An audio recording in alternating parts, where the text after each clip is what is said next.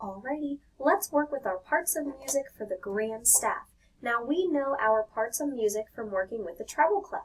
We have our staff, our barline, measure, title, all of those wonderful things that help us read music.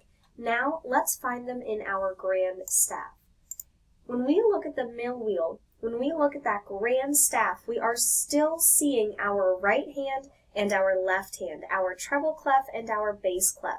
We are working with these two hands together now. So even though we have a bigger staff, our Gradnd Staff, we now have two staves. When I say staves, that means that I have one staff and another staff, and that means that I have two staves, more than one staff.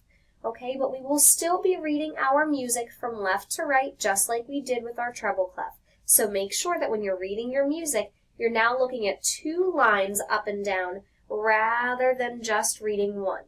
Okay, so moving forward, we still have our title, and this one is the mill wheel with the drone, and we still have our staff. We still have our 5 lines and 4 spaces for our bass clef and our treble clef.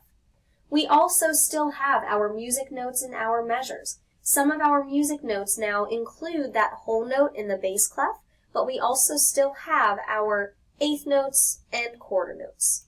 And we can also find measures now in the bass clef. Our time signature is now only not in the bass clef, but also in our treble clef.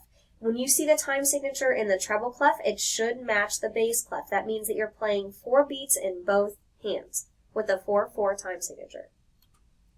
We now also see the bar line, but instead of the bar line just stopping at the end of the treble clef, we now see it go through the treble clef all the way to the bottom of the bass clef.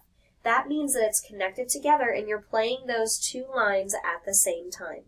So those are our parts of music with the Gradnd Staff. Make sure that if you have any questions, you get into contact with me and you ask. Good luck!